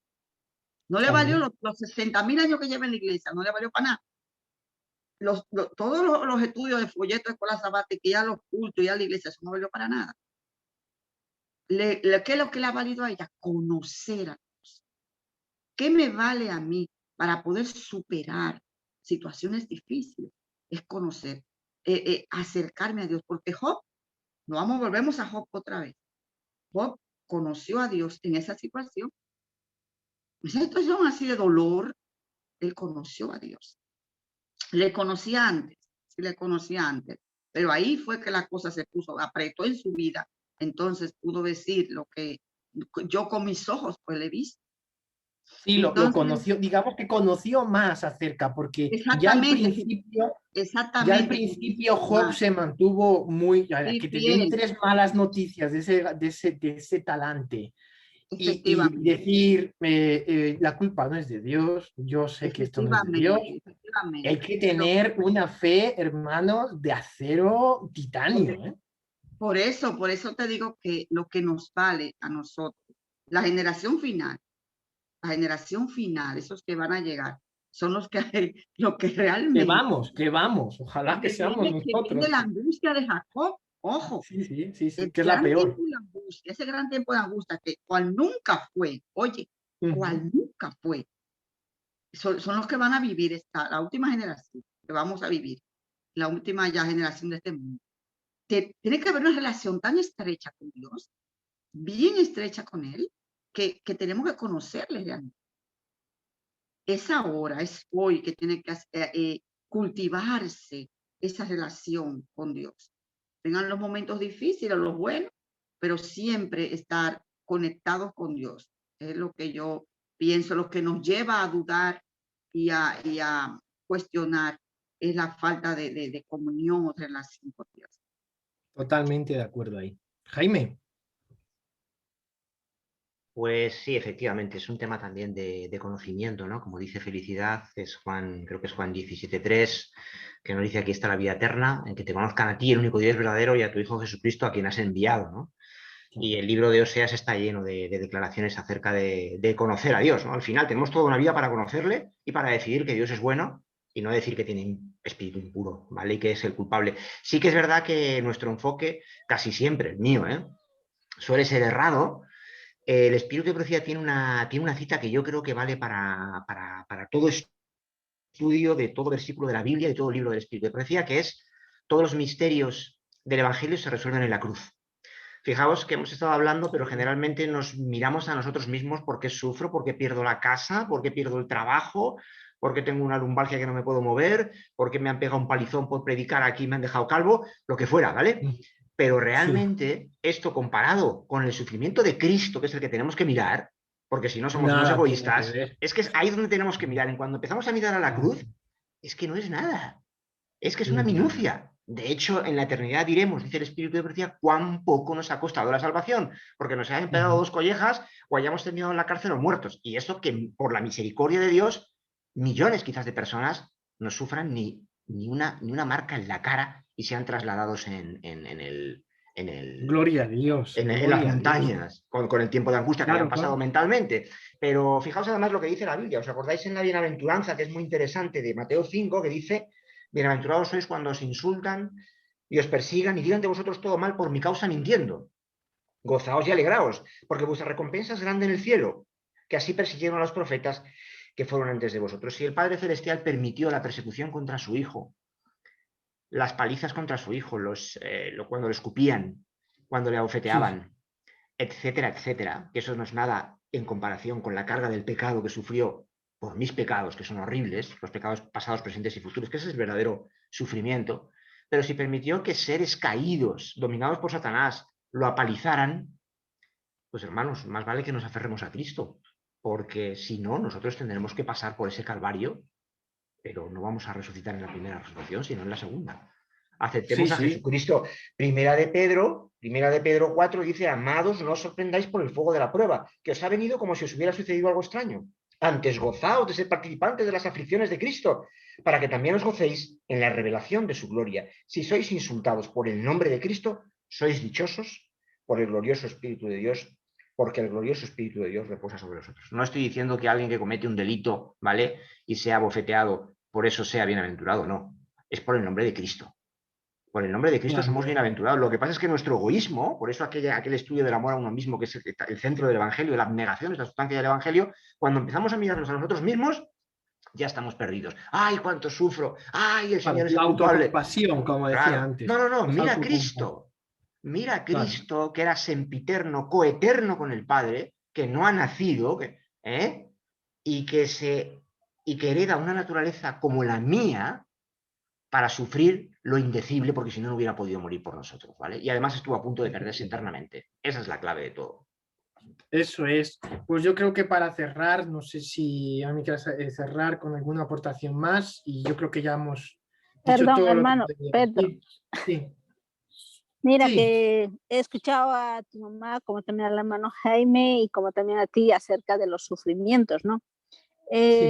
Cuando uno se centra en los sufrimientos, y yo creo que cuando uno está con Cristo, el sufrimiento es que nos ha demostrado también que no lo vamos a sufrir. Y si sufrimos, pues tendremos otra naturaleza. Porque cuando hay momentos difíciles, o hablamos de Esteban, hablamos de todos los mártires, la capacidad que esas personas experimentaron era algo sobrenatural. Algo sobrenatural en el sentido en que no sentir que me estoy quemando, no sentir que me están tirando piedras, no sentir la pesada cruz, es algo sobrenatural. Decimos, ¿no? ¿Por qué un cristiano no debe centrarse en su sufrimiento? Porque también hay otro peligro, que cuando nosotros decimos, si mi Cristo ha sufrido, pues yo también tengo que sufrir, tengo que pasar, porque también hay otro peligro ahí, porque yo conozco en otras iglesias que cuando dicen, tenemos que hacer ayuno 10 días, seco además. Ahora, este cuerpo que es tan pecador, tan no sé qué, que tiene que hacer esto y el otro, es como que caeríamos en las mismas cosas. Claro, lo que pasa es que en el tiempo de Martín Lutero. Estamos hablando del sufrimiento que no es un sufrimiento buscado, porque es que si tú vas a buscar el sufrimiento porque tú quieres sufrir, pues estimado, a ver, claro que vas a pasarlo mal. ¿no? Oye, si meto la cabeza en el horno porque soy cristiano para imitar a los amigos de Daniel, pues vamos a ver, ¿no? O sea, hay que tener un poco de sentido común. Cuando hablamos de sufrimiento, sobre todo hablamos de sufrimiento provocado por Satanás, ¿no? Sufrimiento que No, busca pero hacerte daño. ¿te acuerdas? Sí, no, pero Sí, sí, ¿te ha no, pero cortado? lo que quiero es que en el tiempo de Martín Lutero sabemos que hacían a sus cuerpos, ¿no? Lo entendemos, ¿no? Ese mismo actitud muchas veces en otras iglesias o hermanos se podría decirse, también hay Radicales. ese tipo de ideas, Sí, ¿no? ideas De que radicales. este cuerpo es pecado por lo cual tiene que sufrir, ¿no? Yo creo que, o sea, en el cuestión de sufrimiento, de momento no me ha pasado, tengo casi 30 años de estar en la iglesia, de momento no he pasado esa tentación que el sufrimiento es por causa de Dios. Amén, gloria a Simplemente Dios, hermana. muchas veces pues es como, no sé si tú lo has dicho, sino solamente yo sufro la consecuencia de mis malas decisiones, de mis malas decisiones, ¿no? Esos son un parte de nuestro sufrimiento, porque claro, Dios nos perdona, pero la consecuencia de nuestro error Claro, lo vamos a tener que llevar. Pero ¿cómo lo llevamos? Con una esperanza, ¿no? Y además de eso nos sirve de lección para no volver a cometer. O sea, todos los sufrimientos que nosotros mal tomamos decisiones en la etapa de nuestra vida nos sirve como referencia para no volver a cometer, para ser más prudente, en otras palabras, ¿no? En sí, como otras una decisiones. como una enseñanza de vida. Exactamente, ¿no? así es. Y si a pesar de todo eso yo tenga que sufrir, pues ya es la cuestión de Job, ¿no? Ya no es las malas decisiones que he tomado, sino que ya es a pesar de lo que yo soy, pero Satanás quiere probar. Claro, no, ahí está, ahí es lo que decía, o sea, el sufrimiento del que estamos hablando, el sufrimiento que realmente provoca tentación es el sufrimiento que no te mereces. Porque el que te mereces, sabes que te lo mereces. Y dices tú, pues que me he equivocado. Pues lo reconozco y lo sabes. Y aunque no lo reconozcas, también sabes que te toca. Pero cuando te pilla una sorpresa, como decía mi madre, no, una pérdida de un hijo de repente, son cosas que tú dices, pero es que, o sea, ¿esto por qué, no? Entonces, ahí es cuando viene la tentación. Yo agradezco a Dios primeramente y, Francisca, gracias por tu testimonio, de decir, oye, llevo 30 y pico años y no me he sentido tentado. Gloria a Dios. Y sigamos rogando al Padre para que no te vengas la tentación nunca. Dios te libre, que siga bendiciendo, sí, pero ¿no? de esa tentación de pensar que es Dios que Dios culpable, Dios nos libre a todos, ¿no? Dios nos libre a todos de eso. No. Así que nada, gracias Francisca por tu aportación, cerramos rápidamente. Pues eso es mi aportación. Gracias. A ver, mami, cerramos contigo ya. Sí, vamos, yo quería así rápidamente para que ya veamos, vamos a cerrar, recordar el sacrificio, lo que le pidió Dios a Abraham, el sacrificio de Isaac. Creo que, no sé si en la historia de la redención o en la historia de la redención es que dice que los ángeles allí comprendieron realmente por qué venía el Hijo a Jesús a morir a este mundo, ese plan de redención, exactamente, al ver el sacrificio de Abraham, porque eso fue una lección que Dios le demostró a Abraham allí, cuando iba a sacrificar a su único hijo, y así lo dicen en Génesis 22, leen esa historia, es maravilloso. Único hijo al que tú amas, le dice el Señor a Abraham, sacrifícalo en holocausto para mí. Y cuando llegan allí al monte donde iba a ser sacrificado Isaac, justo cuando Abraham iba a enterrar el cuchillo donde el muchacho, ¿qué hizo Dios? Le dijo, detente, le dijo el ángel, detente, no extienda tu mano sobre el muchacho, ni le hagas nada, pues ya sé que temes a Dios por cuanto tú no me rehusaste a tu hijo, tu único hijo, y bueno, y se lo hacen hincapié, tu único hijo. Entonces alzó Abraham los ojos, dice el versículo 13, y vio en sus espaldas un carnero trabado por los cuernos en un zarzal. fue Abraham, tomó el carnero y lo ofreció en holocausto en lugar de Isaac. Fíjate que Dios le dijo ahí a Abraham, Abraham, no es tu hijo el que va a morir, es mi hijo el que va a morir por Isaac, por ti, por mí. Es mi único hijo. O sea, que el sufrimiento de Abraham no tenía comparación con lo que pasó a Isaac, con lo que iba a padecer Cristo. Por eso, y bien Jaime lo ha dicho, a Jesús nadie lo libró. No Y hubo lo un lindo cordero es que que librara a Cristo, no hubo un sustituto por Cristo. Exacto. El Hijo de Dios murió sin sustituto y nadie le paró la mano al Padre. Y ahí vemos lo que bien decía Jaime, nadie detuvo eso, ¿no? Entonces, no se como bien detuvo decía para Jaime, nada. Y fíjate que Isaac no valía el sacrificio de Isaac, era mi hijo el que iba a morir en lugar de Isaac, y por eso fue que sacrificó ese animalito en lugar de Isaac. Y ya por último, me gusta la parte del versículo que dice que Abraham llamó a aquel lugar Jehová proveerá. Y es precioso porque Jehová es quien provee y fue quien proveyó a Jesús para que él padeciera todo lo que nos correspondía a nosotros, no a Isaac, no a Abraham, sino a ti, a mí, a todos nosotros, lo padeció Cristo.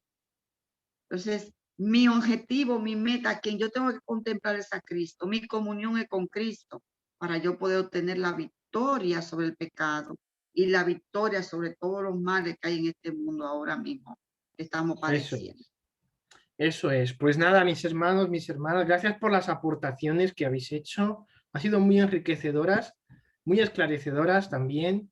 Y vamos a cerrar con una oración, si les parece, para despedirnos y continuar, por lo menos aquí en España, con este maravilloso sábado. Si me permite, que no se nos vayan, porque quiero saludar. Vale, perfecto. Después de la oración, los que quieran permanecer para hacer esos saludos de despedida, nosotros oramos.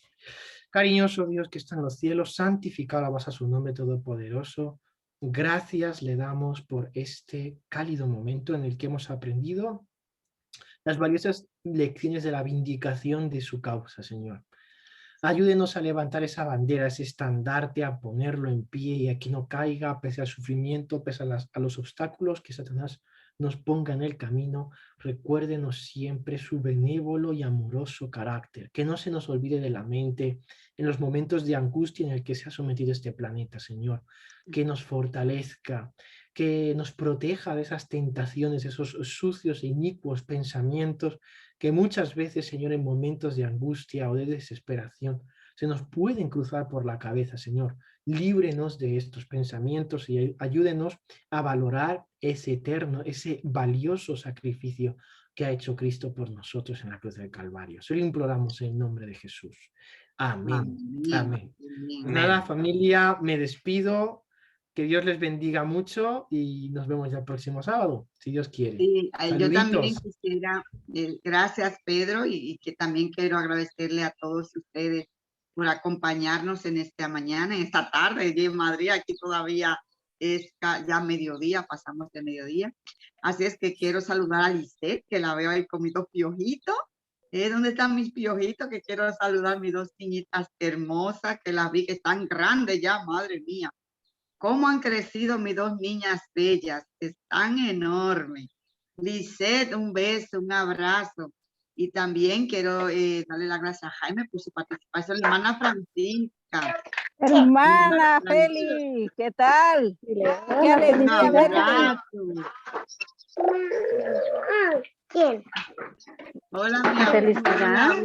Hola, dile. Hola. ¿No te Hola, felicidad. ¿Te acuerdas? ¿Te acuerdas? ¿Te acuerdas? No se acuerda. No, se me han olvidado. La mamá de Pedro.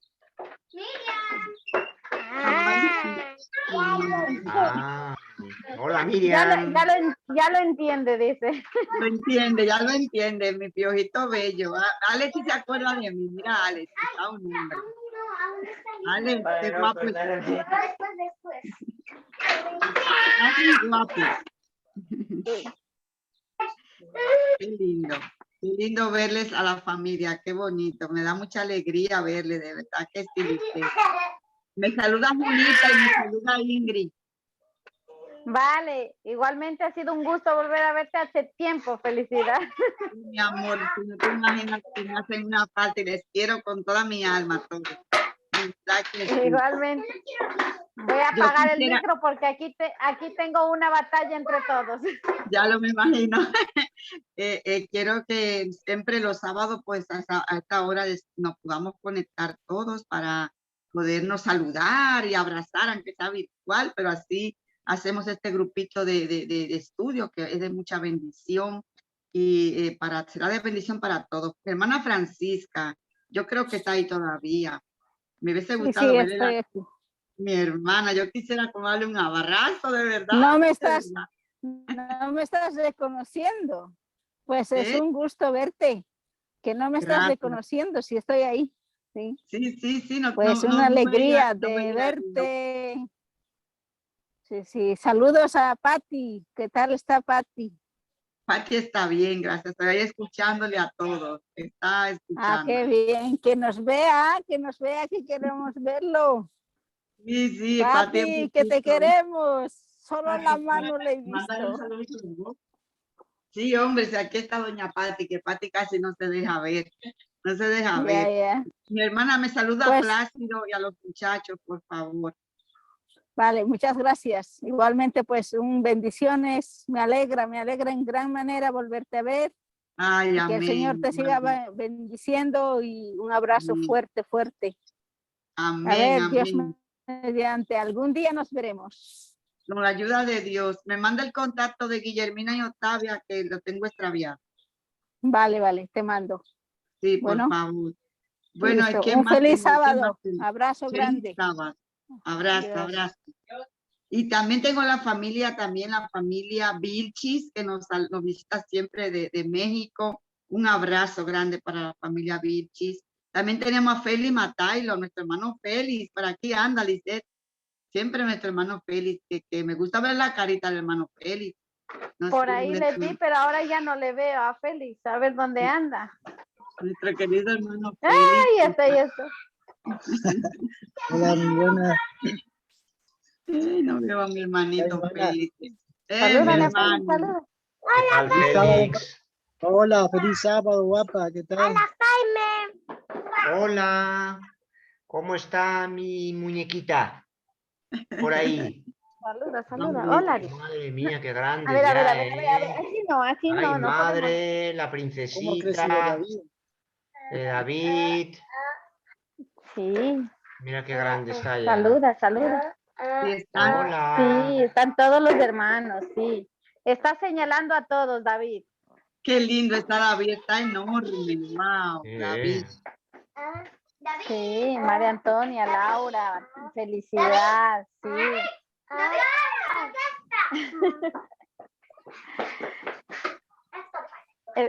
Se pone contento mirando a todos.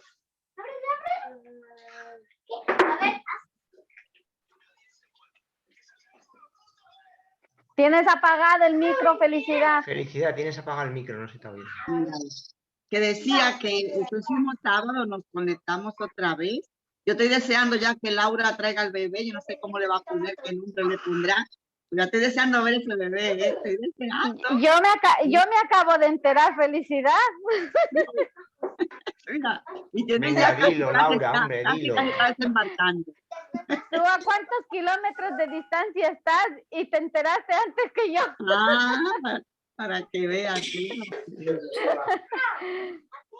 Bueno, Laura, a ver, nos enseñas esa cosita. Que hace mucho que no te vemos. Pues ya voy a dar a luz, mira. Mírala, pero bueno, ¿quieres ver a Laura? Hola. Ya voy a, ya Lice, me faltan días ya, como aquí quien dice. Sí. Wow. Me faltan días. Una sorpresa, ¿eh? Sí, porque luego con el confinamiento y todo, y como no estoy yendo a la iglesia tampoco, pues. Claro, no te hemos visto. Nosotros vamos, pero no te hemos visto, ¿no? No, porque como el pastor dijo que las embarazadas es mejor que no asistan y todo, pues. Y personas mayores también, que no es recomendable. Pero sí, ya me faltan pocos días ya. Wow. Que todo Bueno, vaya sí. bien. Sí, estaremos Esperemos. orando para que salga bien este bebé y todo salga bien ahorita. Con ¿Y la cómo- ayuda de Dios, cómo, ma. cómo está nuestro hermano Félix Matailo? Hola, hermano.